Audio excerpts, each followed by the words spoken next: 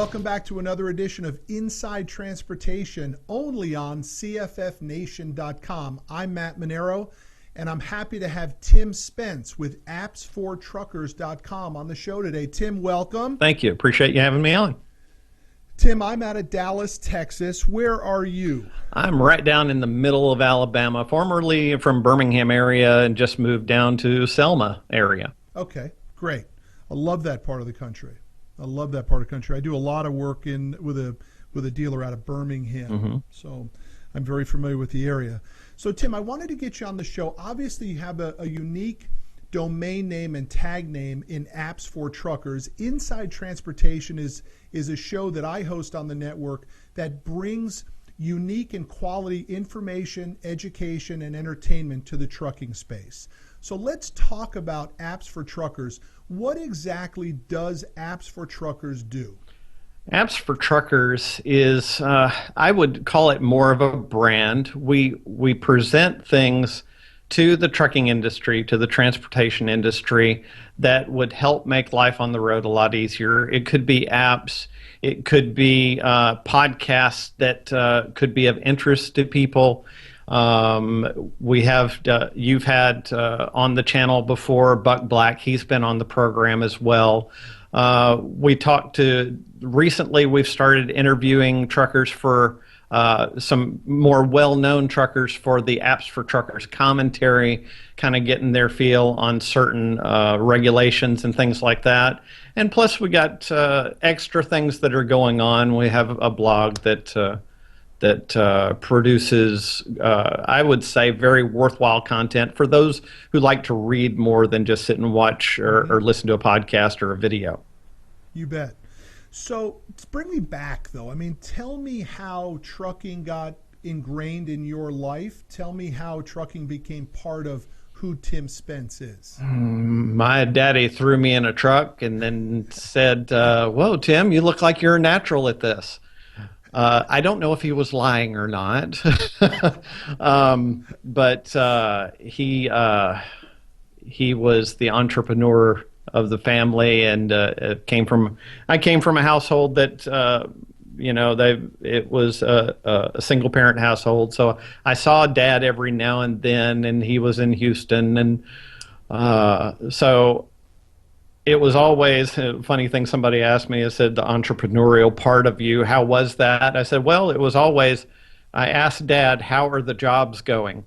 There was never one job. He owned a truck, and plus he had this going on, and he had that going on, and I got a little bit of that too. So when he said you're a natural, what do you think he saw in you that made you look to him like a natural truck driver? I didn't fear the shift. I think that was the big thing. I had never driven a standard shift. Well, let me take that back. Yeah, I'd driven a car, a standard shift car. Yeah. 4-speed. Yeah. Not 18. Yes, I'm that old. Me too. 3-speed. Yeah, been there too. Been there too. But I didn't have any fear. He took me out west and had me hit Grapevine, had me hit Tehachapi, had me hit Cabbage Pass, all of these mountainous areas, and just really talked me through it.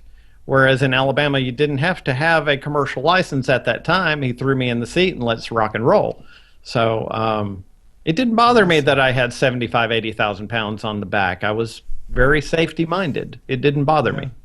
Yeah. So you were logistically minded. In other words, you were systematically reminded of, or systematically inclined to, because that really has so much to do with trucking. I mean, it's checks and balances throughout the entire thing. Oh yeah. If you're intimidated by it, it's going to be a harder learning curve. So walk me through an experience that you and your dad had in that truck. I mean, obviously, when you look back, those must have been some very good memories. Was he a good teacher, or was he one of those guys that just told you how bad you were doing at it? No, he was a very good teacher. Yeah. So tell me one of your favorite memories of the two of you busting bugs down the road. Oh, is there going to be editing? Busting bugs down the road. I'm gonna have to. I mean, was he teaching you life lessons along this whole thing, or was he just purely teaching you how to run the truck? Dad wasn't real good at the life lesson thing. He taught by word, by example was tough. He tried to keep his life on the right road, but I think his ADD got the best of him a lot of times. Before we knew what it was. Yeah. It wasn't all sugar. Um, but we all took that from our parents, I think. Yeah. Nobody knew how to describe it. We just knew Dad was having a bad day, right? he was an amazing teacher though, and he taught by example, which was what I would like to emulate. I'd like to, I've put out a couple of videos and they're tutorials, and I want to teach people by example how to do certain things. And I think the example is the best way to do it rather than just tell people to do stuff. Well, let's talk about the technology piece a little bit. Look, I'm a 20-year veteran of truck financing. I have financed thousands and thousands of big rigs over my career. And one of the things I'm always amazed at is how technology savvy a lot of truckers are. So for example, if we need a credit application filled out, or we need bank statements, or we need specs on the truck, those things are sent to us digitally almost instantaneously now. The idea of we have to wait 3 weeks till the guy gets home so we can use his fax machine is completely over. Sure. So what are your comments on the technology savviness of the trucking community right now? I think as the last couple of generations have started to come in, the words out of my mouth have been, these folks are wired differently than we are. They adapt better to programming. Some people, I mean, a child right now at 14 years old, they don't know what a cassette is. Right. I mean, and some of them haven't even seen a CD yet. So we're going more digital oriented, and people are adapting better as they came into the world later on. Now, I'm 51 years old. I've seen it, and I've seen it change, and I'm excited about which way it's going. I think I see a lot of older truckers that are very into technology, but I have others that said you could blow me in hot oil beforehand before I'd ever touch a computer. But that's moving away. I mean, it's a clear indication that old school mindset needs to move in a little more technology savvy direction. And we see it with a lot of our customers. Right. So, so apps for truckers allow someone to get, if I'm hearing you right, you're doing a lot of the vetting of cool pieces of technology and applications that can help truckers. Rather than them have to hunt and peck, they can go to apps for truckers and find a lot of cool stuff because of your research. Right. I mean, we have some industry specific apps that we talk about, and it's not a program that we're just going to talk about apps. I think personally that would be very boring to me. Some people would really dig into it, but we're going to talk about the industry a little bit, but I think that's overrun as well. Sometimes there's a lot of programs that are just focused on rants about the industry. I'm not interested in ranting about the industry. I'm interested in contributing to the good of the industry. So we talk about not only a trucking app, but we'll talk about a regular mainstream app that's made for everybody, that maybe you haven't seen it from a trucker's view, and how this can actually help you while you're on the road.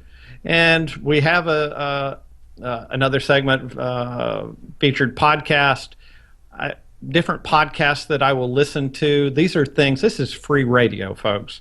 This is stuff that people have taken the time and given you quality podcasts similar to what you're doing here at CFF Nation. You're giving them quality content, and it's backed by CFF, of course. But the deal about it is you're interested in giving them good, clear, and quality-rich content. I research podcasts to be able to see, okay, is this a piece of crap, or is this something worth listening to, and kind of give a review on it. And then if I have a segment that I really didn't know what to call, because you really didn't know what you were going to get. It's called The Box of Chocolates, Forrest Gump. So you never know what you're going to get. So might as well go with that. And then that gives me a little freedom to throw something in there just for the heck of it. Well, I appreciate your support in what we're doing here at CFF Nation, because the fact of the matter is we have to lead with intention, and our intention is to give back and help. Sure. You won't see negativity on our site. You will not see rants. There's tons of that stuff on YouTube. If somebody wants to hear how bad a trucking company is to work for, they can go to YouTube and get their heart's content. You're not going to see that stuff. I want to help the transportation space, and particularly truckers with CF Nation, move to a new direction. And that direction is maximizing the benefit for the career that they've chosen. A lot of guys just stop dreaming after a while. They just get caught in the mundane of doing the job, and they forget how meaningful the job of a trucker is, and really what else can occur in trucking. How many other lives can be touched? What kind of incredible pictures can be taken? Absolutely. What sort of amazing people can be met, right? Those are the things that we're talking about. And then, of course, if I can help a guy go through, by watching our videos, go from 1 truck to 10 trucks, he or she is going to make more money, that's going to drive more abundance to their household, and it's going to give them a better life. And that's what CFF Nation's all about. So I appreciate that nice comment about it, because we're really pushing hard to do something different. Absolutely. Yeah. So let's talk about how people find you, Tim. We can go where to get in touch with you? Any social media, I'm there. Some more than others. I'm probably more active on Twitter. If somebody actually is not a Twitter head, okay, what can you get from the Apps for Truckers Twitter feed? Besides hearing announcements about what's going on with Apps for Truckers, if an app has gone free in the iTunes Store or the Play Store, it's automatically posted up there. You get notifications on there. So I'd recommend people put it actually on a list to where you can look to see what's going on. YouTube, got a couple of videos up right now, a couple of podcasts that I uploaded to there so that people can, if they're not familiar with podcast players, that they could actually get on there. Coming out with some more tutorials, kind of app reviews from the Trucker's View will be coming out soon. Podcasts, we do, if you know how to use a podcast player, that's great. If you don't, get on the YouTube. I've got the tutorials there to find out. But we've got a monthly podcast that we put out so that we make sure we get good content out. We're not just trying to pump out something every week on this.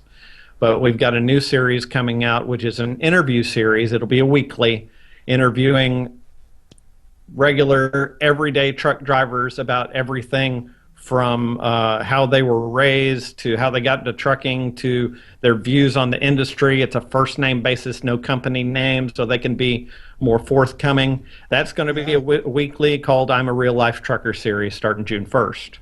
Perfect. That's going to be great. I can't wait to start listening to that. That's a podcast.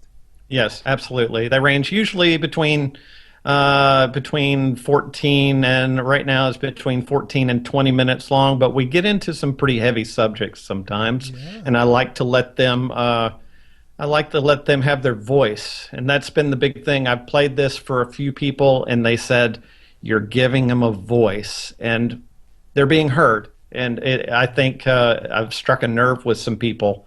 They really have. It's gotten good reviews so far, and the official release date, of course, June 1st. Beautiful. Well, Tim, I want to thank you for everything that you're doing for the trucking industry. I want to thank you for your commitment to it. Keep up the good work. I can't wait to start listening to some of those podcasts, particularly this newest one that comes out June 1st. And just a big thank you for your time today, and we appreciate the support, and let's keep pushing. All right. Thank you for having me on. I appreciate it, Matt. Okay, very good. Tim, what is your Twitter handle, by the way? It's at apps, the number 4, truckers. And perfect on Twitter, that's one thing people need to remember. I never did get apps, FOR truckers. Some reason the number 4 in there just fit, and it may have caused me to people not find me, but it fits good with the logo, and I just like the way it looks. Well, good. I think it's very easily understandable. Listen, if I'm going to have Wade get you your home address, I'm going to send you a copy of my new book, The Grit. Cool. It's a long story about our 20-year history in trucking, and one of the stories particularly is how, in my darkest day, early on in my career, when I was ready to give up, I had the support of one client who happened to be a trucker, and he gave me the confidence in myself when I didn't even have the confidence in myself to turn my business around and make a success out of myself. So I'm going to get you a copy of the book. Absolutely. You guys need to remember yourself. We want to depend on ourselves so much, and we can't do it all just by ourselves. We need a team. Right. We need a team. All right, Tim, thanks a lot. We appreciate your time today. Safe on the roads, okay, buddy? Absolutely. Have a great one. You too. Folks, you just watched another episode of Inside Transportation only on CFFNation.com. Follow Tim Spence at apps4truckers on Twitter. Follow me on Twitter at Matt Manero. And until the next time we talk, thanks.